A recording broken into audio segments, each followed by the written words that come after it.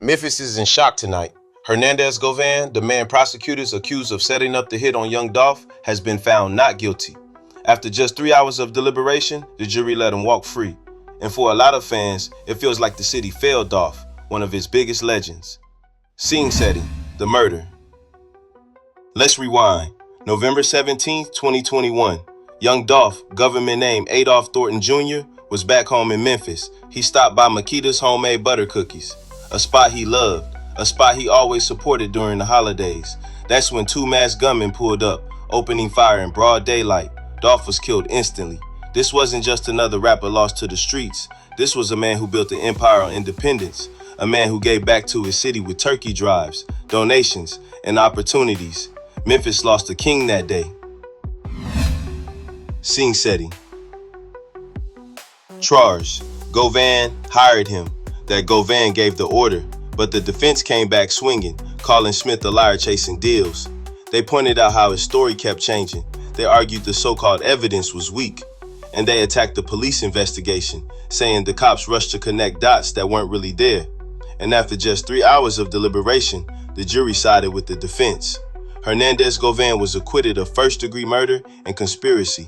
Just like that, he walked free. Now don't get it twisted. This case still has convictions. Straight drop, Justin Johnson was sentenced to life in prison. Cornelius Smith also admitted to his role. That part of the case is sealed. But prosecutors always suggested there was more to the story, that someone with money and power was behind it all. In court, whispers tied it back to Anthony Big Jook Mims, Yo Gotti's brother. Rumors said Big Jook put up a $100,000 bounty on Dolph's head, fueling a feud that had been boiling between Dolph and Gotti's camp. But before he could ever face trial, Jook himself was killed in 2024. With him gone, and now Govan walking free, a lot of the puzzle pieces may never come together. Community reaction. And here's the thing. For the people of Memphis, this verdict cuts deep. Young Dolph wasn't just a rapper. He was a hometown hero.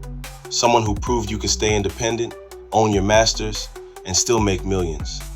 Someone who came back to his city to give back when so many others leave. So when Hernandez Govan walked out of court not guilty, many felt like the justice system turned its back on Dolph. Like the city failed him twice. Once when he was murdered, and again when no one could truly be held accountable for ordering it.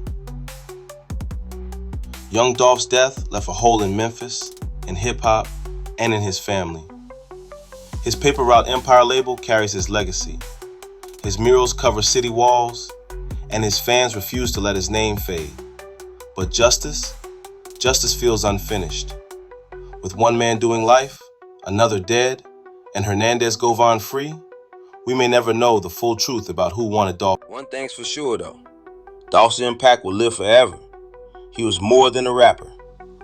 He was an icon of independence, a father, a businessman, and a king in his own right.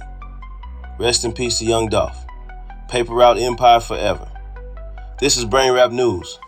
If you enjoyed this content, please like, comment, and subscribe for more stories. And if you want to dive deep into the trial case, check out my other video. It breaks down everything you need to know.